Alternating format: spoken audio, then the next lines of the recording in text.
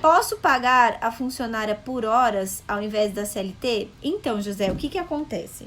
Existe alguns empregadores que realmente preferem pagar por horas, mas o que acontece? Primeiro de tudo, existe o funcionário que você paga por horas, que é o funcionário intermitente. Quem que é o funcionário intermitente? É um funcionário que ele veio com a reforma trabalhista, e dentro dessa reforma trabalhista tem um contrato que chama o contrato intermitente. Você contrata esse funcionário por horas. Por isso que eu falei que é importante, além de você contratar, você saber o contrato que você vai usar e o que você precisa para sua empresa. Porque presta atenção, se você precisa de uma pessoa para trabalhar na sua empresa por 3 horas, você não precisa contratar ela como aquele trabalho de 8 horas diárias até 44 horas semanais. Aí, você precisa uma vez na vida, 3 horas, você pode fazer o contrato intermitente.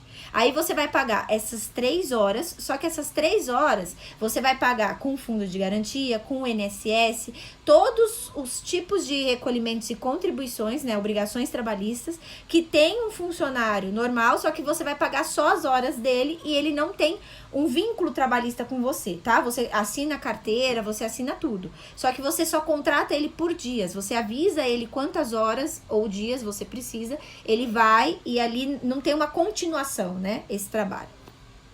Agora, de outra forma, se você precisa de um funcionário mesmo, com 8 horas de trabalho ou até 44 horas semanais, você pode pagar ele por hora. Só que o que acontece? Você vai ter que pegar o salário, que é o piso da categoria do sindicato, da sua empresa, e aí você vai ter que dividir por horas. Se forem 8 horas diárias ou até 44 horas semanais, você vai pegar aquele salário e dividir por 220.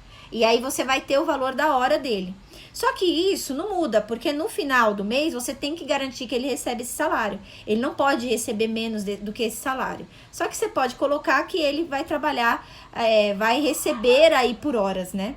Então, assim, não muda. Se for um contrato individual de trabalho, que ele trabalha 8 horas diárias até 44 horas semanais, não muda você fazer isso. Agora, se realmente você precisa de um intermitente, porque você não precisa de todas as horas que o contrato individual de trabalho traz, aí você tem esse contrato, que é o contrato intermitente, que você contrata o funcionário por horas, tá?